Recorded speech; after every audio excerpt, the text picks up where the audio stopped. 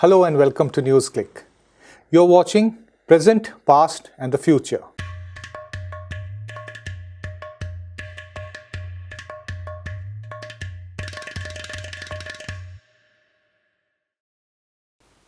In recent weeks, almost as an accompanying phenomenon of the ongoing wave of anti-government protests, mind you, they are now not just anti-CAA anymore. The ambit has become wider. We have seen a burst of protest of culture or the protest or the resistance culture and the use of cultural forms and platforms to register protest. In recent weeks, a wave of songs, poetry, visual arts have captivated people at protest sites. Artists are using social media to their advantage to spread these songs and poetry of dissent. Old songs have been reborn in popular imagination. More people have heard Faiz Ahmed Faiz's Hum Dekhenge in recent weeks than ever before.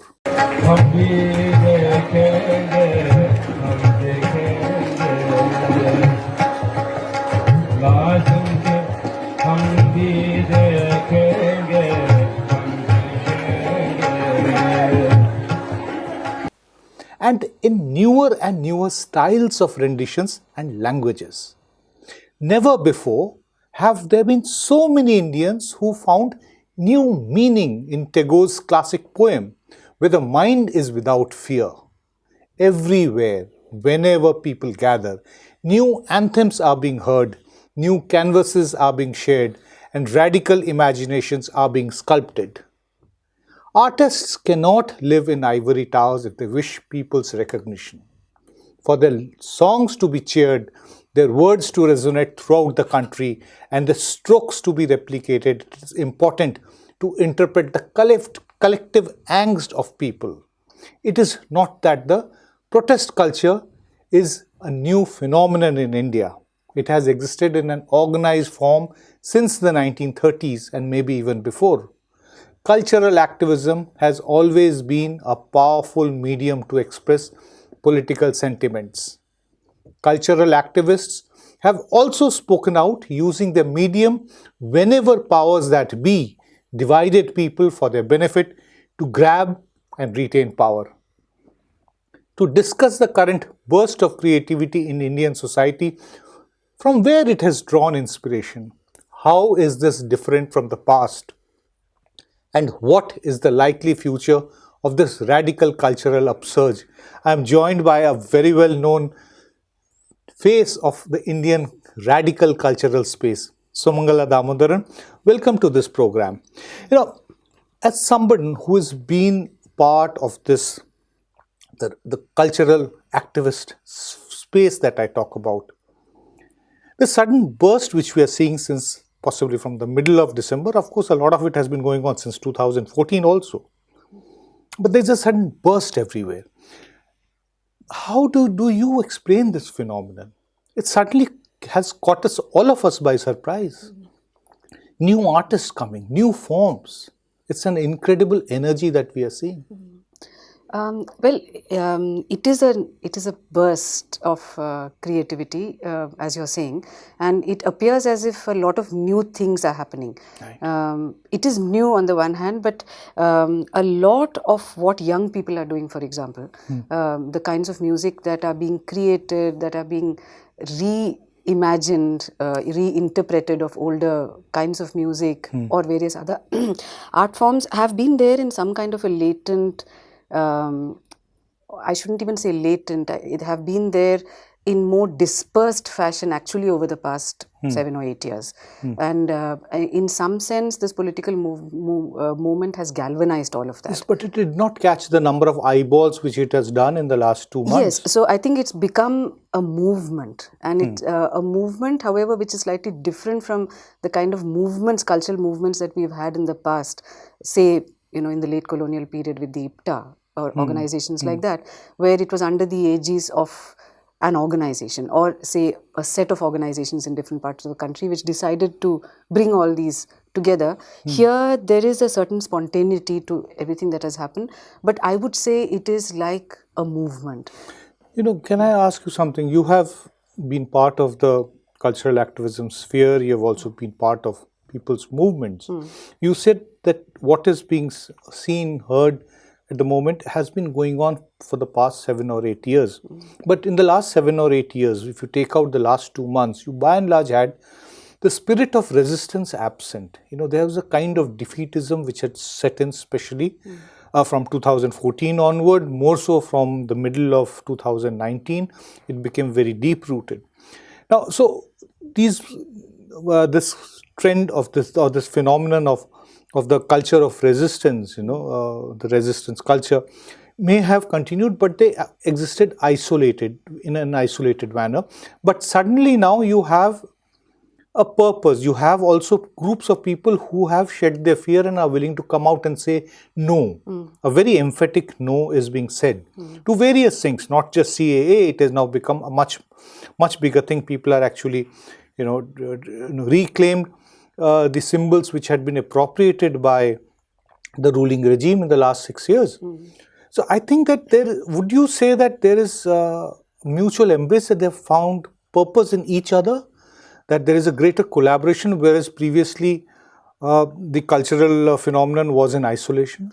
Yeah, I wouldn't even say that the cultural phenomenon was in isolation of the larger political processes, but they were in some sense, so for example, the Dalit movement, that the big upsurge that happened with Dalit literature, or with, with various issues that the Dalit movement, the Ambedkarite movement was raising, for example, the politics and a lot of the cultural responses were going together. So music groups, different kinds of music that came out of the Dalit movement over the past 10 years or so, was part of a political movement.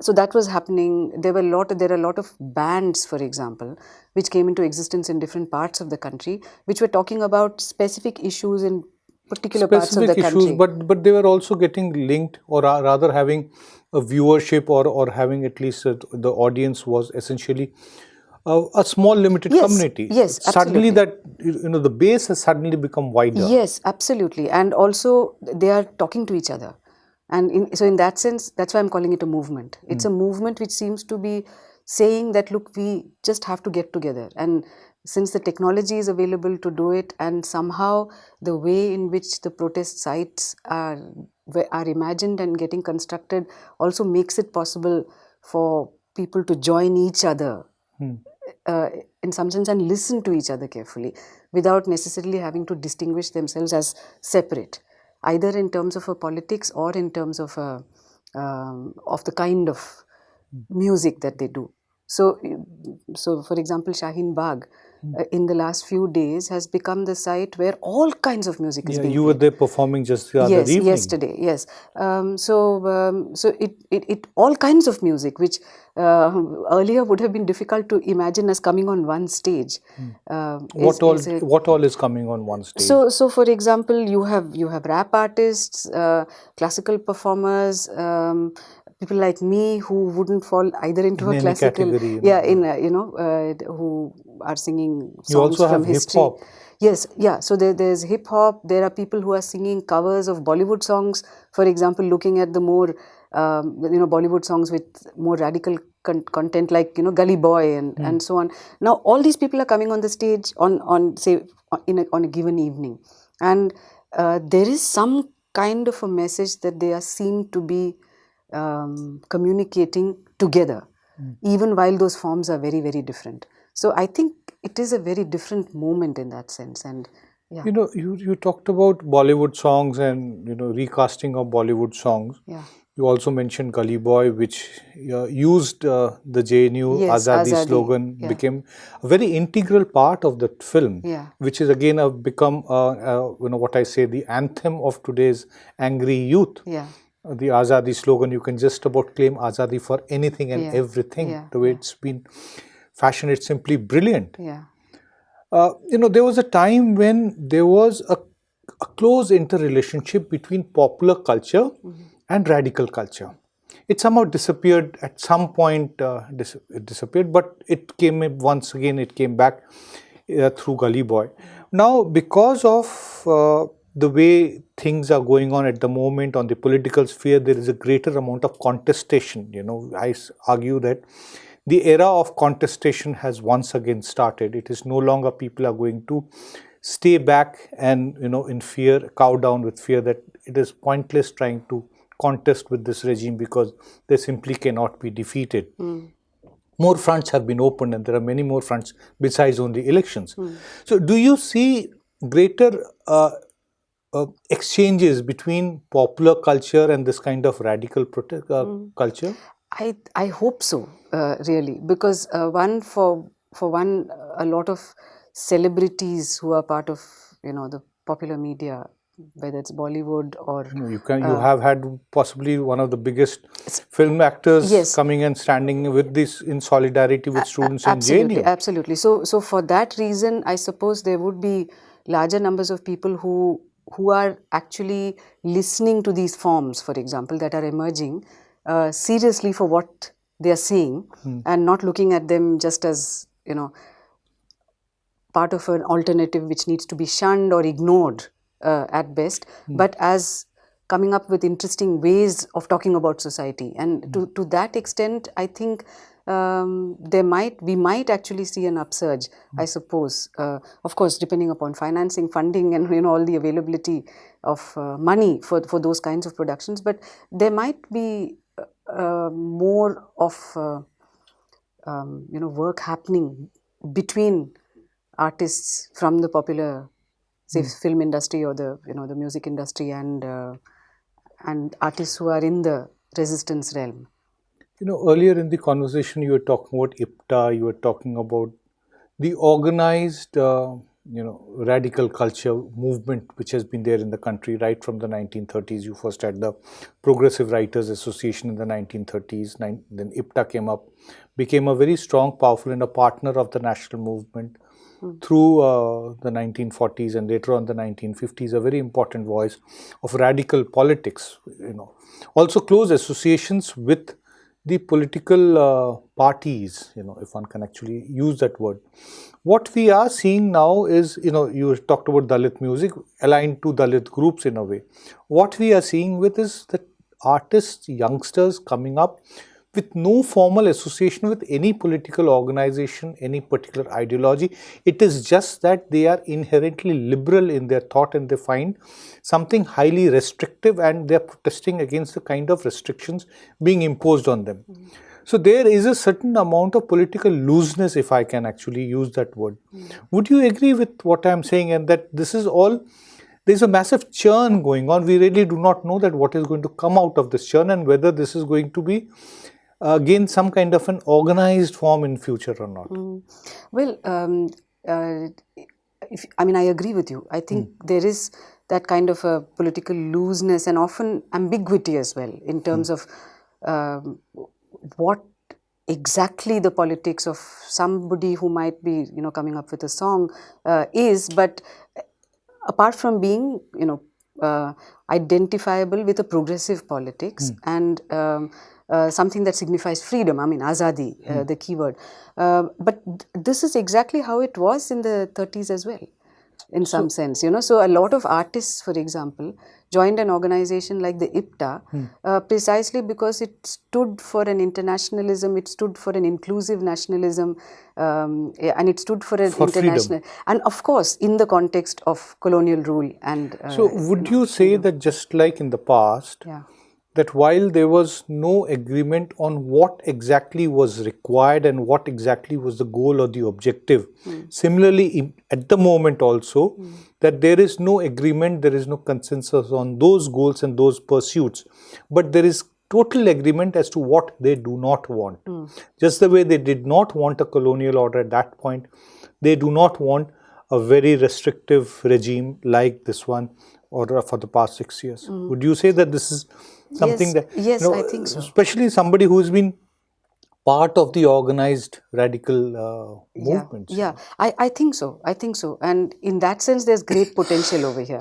And the fact that the galvanization or, some kind of a consolidation of all of that has happened in the last less than 2 months in the form of some kind of a spontaneous movement is very, very encouraging, I think. Now whether it will take an organizational form, I don't think so. I don't think maybe not. Maybe yeah, it is maybe not and I don't necessary think, also. no, I don't think it's necessary at all. I think this moment itself is very important for us to. But as somebody who understands politics, also been part of the political narrative, also in some way, of course, not direct electoral politics, being an academic. Is it really necessary for a cultural oppositional movement to have any kind of associations with the direct political, or to put it bluntly, with the electoral narrative? I mean that we are talking at the time when the Delhi elections has been underway. Has this movement of the culture of resistance, has it in any way, there has been necessity, or you felt the absence of the political parties of the mainstream, whether it's the Aam Aadmi Party or whether it's the Congress, coming out and reaching out to this form of culture? Yeah, I do not think really that it is necessary for a cultural movement of this sort to be directed politically.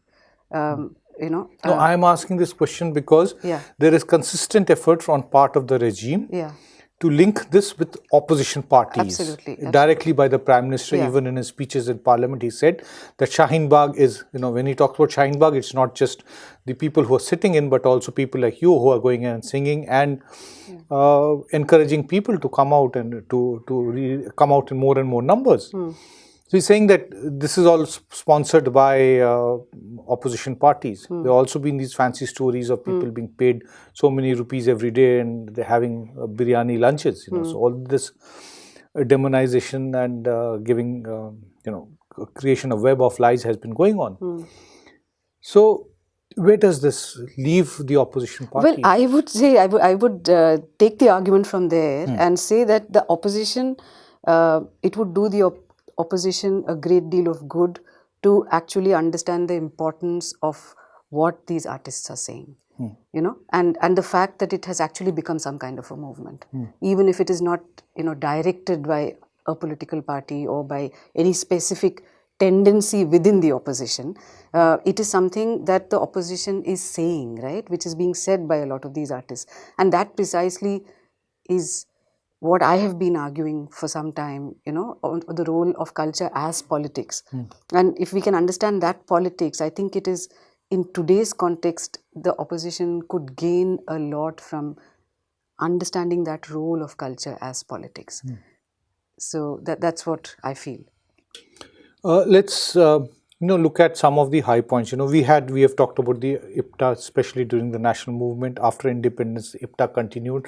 Thereafter, there was a period, when, barring certain pockets of the country, this radical cultural movement, it kind of petered out. But there have been various high points. You had the period, not during emergency because of repression, but basically out of the emergency experience, a lot of happened.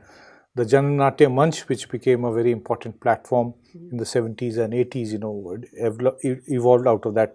You have had groups like Parcham. You have had consistently even groups like Calcutta Youth Choir, which of course has not been part of a radical, directly in any kind of radical protest culture. It has not propagated, but yet it has been of marking a different kind of culture.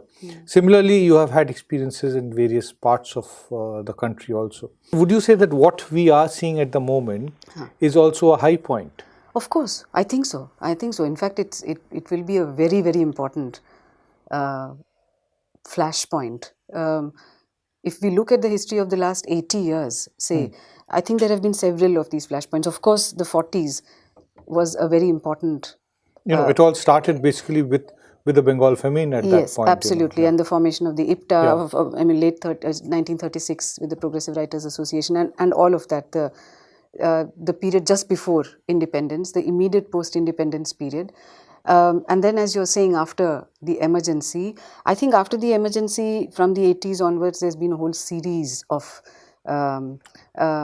points around which there's which been like you had emergency was basically safeguarding of democracy. yes, Yeah, yes, that we cannot have repression. State Yes. repression is not to be tolerated. yes. Thereafter, which were the main 84, I think, was an important turning point. I would say, I mean, in terms of a consciousness that that violence of this kind is something that we have to be speaking against, and it's also happening in the context of communalism building up in different parts of Yeah, the that country. is also the decade in which communalism becomes a major political issue. Exactly. So this whole idea of the relationship between communities and the need to actually express this idea that communities are not at loggerheads with each other, but doing it through cultural forms. And and then Safdar Hashmi's assassination was another turning point.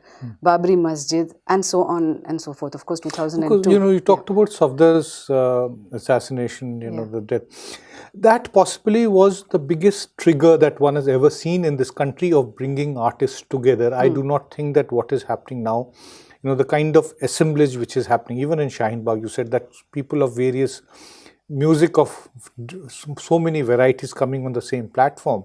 But I think 1989 was, Safdar's death was possibly a bigger occasion, Well, in the I sense don't know that about the sense of outrage at that point, Yes, that of how course. can you do something like this? Absolutely. So that's what I mean. So there are these different points at which artists have thought very seriously about what this nation means to us, and in that sense, interrogating questions like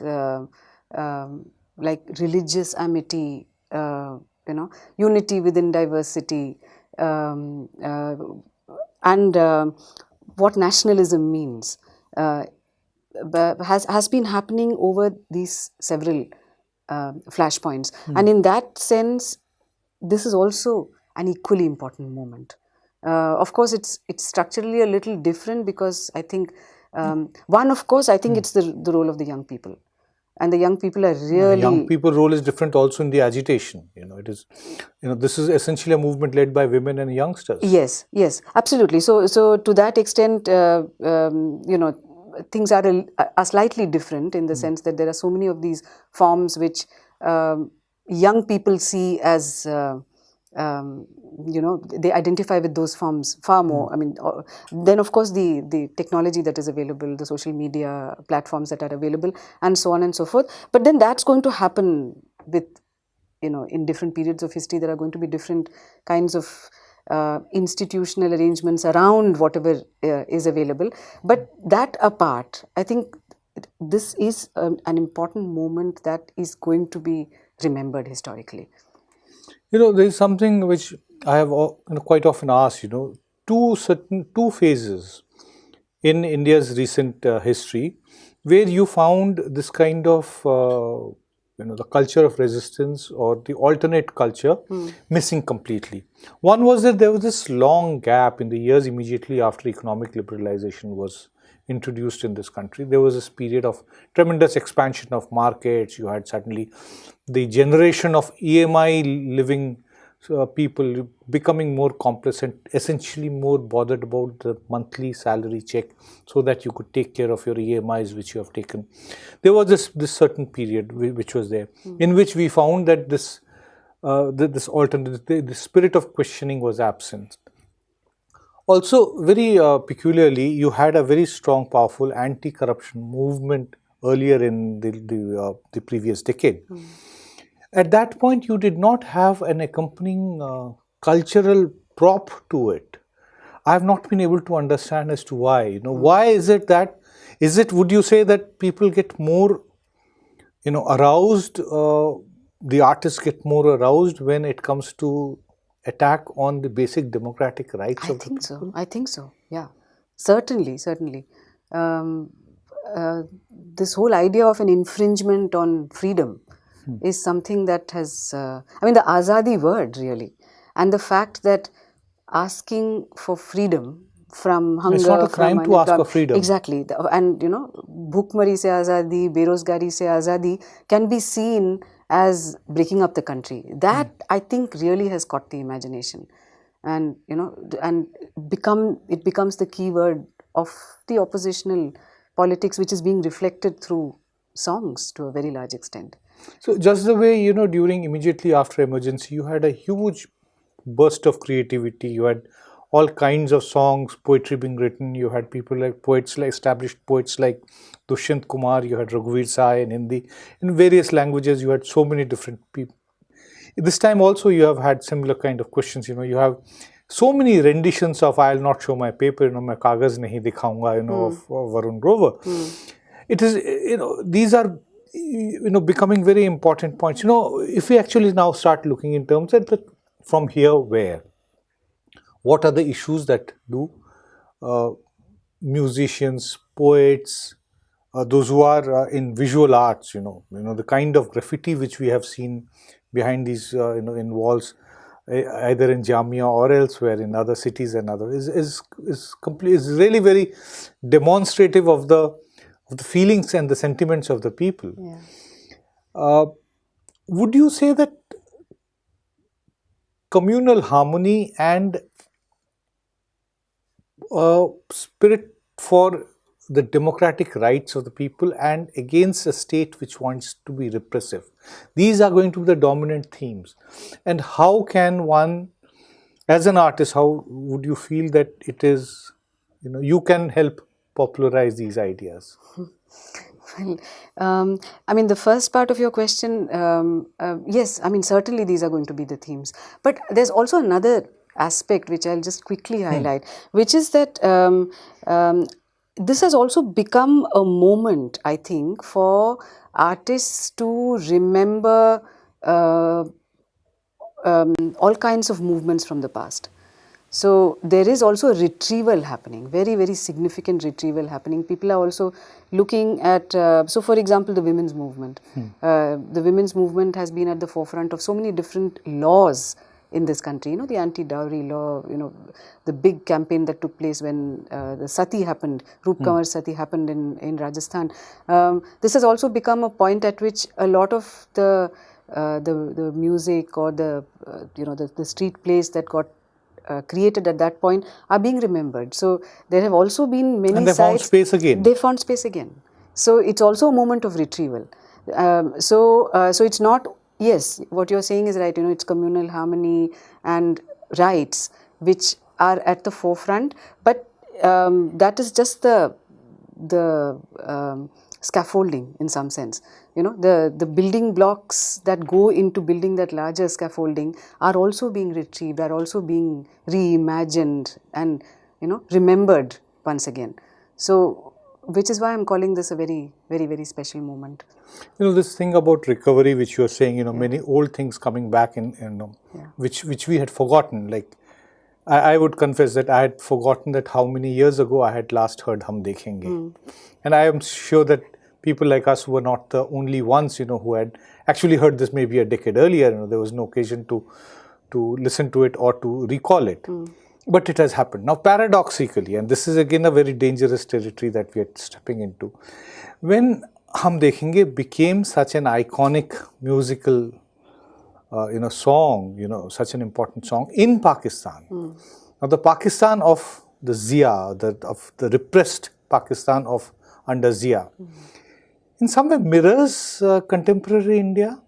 Would you find some kind of similarities, the kind of repression which was there, targeting of women's group, targeting of artists, all that was there, and through that you had the culture of resistance coming up? Of course, when Iqbal Bano sang this song, and the famous recording that we've all heard hundreds of times, she did it performed wearing a sari because the sari was banned. So again, this whole idea that an anti-national can be identified by the clothes with, that the person wears, she was defying that very idea of nationalism in Pakistan. You now have the Prime Minister who says that people can be identified by the clothes that they wear. Exactly. So it is, yes, of course. It's exactly the same kind of thing that's happening here at the moment, I think. Well, it's been wonderful speaking with you, Sumangla. As somebody who is, part of this particular movement, I would hope that you continue to inspire people. I just have a small request to you at the end of our discussion. I would want you to sing a few lines. Okay, all right. Yeah, well, we were talking about Dushyant Kumar. Yeah. So, just Dushyant Kumar's famous poem, "हो गई है पीर पर्वत से Sure. पिघलनी चाहिए." Just a Lovely. few lines from Yes, that. sure. हो गई है पीर पर्वत सी पिघलनी चाहिए, इस हिमालय से कोई गंगा निकलनी चाहिए, सिर्फ हंगामा खड़ा करना मेरा मकसद नहीं, मेरी कोशिश है कि ये सूरत बदलनी चाहिए. Well, thank you very much. Thank you. Our purpose too in this course of this discussion was not to create a hangama, but to discuss something very vital that is happening in society and actually opening door not just of hope but also channelizing the anger which is there in society. Thank you very much for watching this program.